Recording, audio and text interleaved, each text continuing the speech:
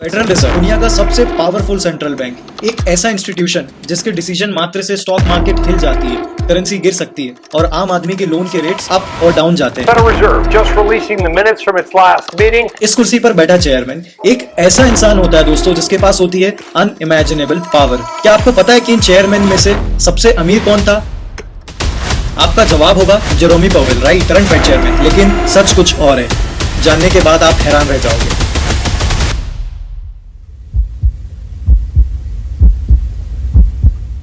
जेरोमी Pavel नाम तो सुना ही होगा, current Fed chairman, wall street के एक experienced investment banker, carrier group जैसे प्राइवेट इक्विटी जायंट के पार्टनर रहे। आज के टाइम में उनकी नेटवर्थ अप्रॉक्स $50 मिलियन, मतलब इंडियन रुपीस में 400 करोड़ के ऊपर।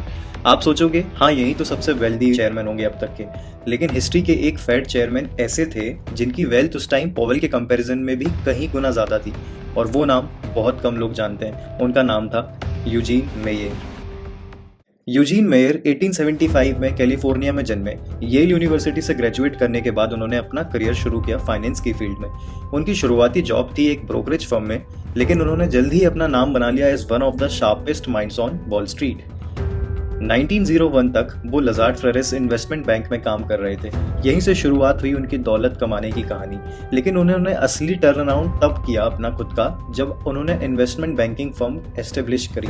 उन्होंने इंडस्ट्रियल जायंट्स और रेल रोड्स में इन्वेस्ट किया जो उस टाइम अमेरिका की बैकबोन थी, और फिर वर्ल्ड वॉर 1 के दौरान उन्होंने वॉर कॉन्ट्रैक्ट्स और लिबर्टी बॉन्ड्स में बड़ा पैसा बनाया। बाय 1915 यूजीन मेयर एक मल्टी मिलियनर बन चुके थे, और याद रखिए उस जमाने का मल्टी मिलियन होना आज के टाइम में 30-40 मिलियन के बराबर है, यानी आज के कैलकुलेशन में उनकी net worth around hundreds of millions of dollars होती। 1929 the great depression, 10,000 people. They fill the streets from Broadway to the East River. People want to know what was going on. They went there.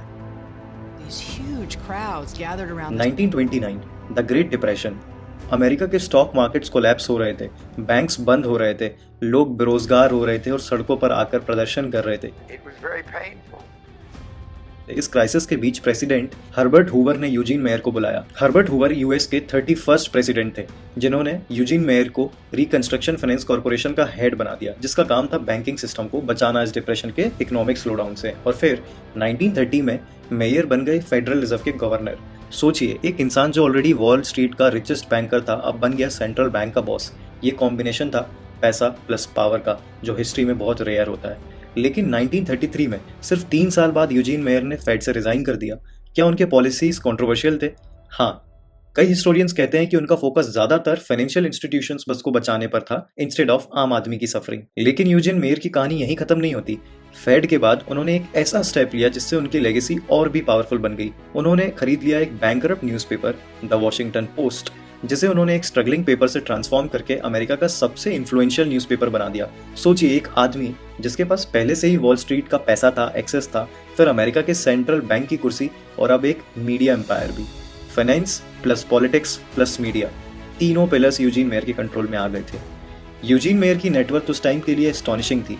Estimates की माने तो उनके पास hundreds of millions of dollars थे, जो आज के dollar में बिलियंस के बराबर होते हैं। यानी जेरोमी पावेल के 50 मिलियन के कंपैरिजन में मेयर की वेल्थ 20-30 टाइम्स ज्यादा होती अगर आज की वैल्यू में कैलकुलेट करें।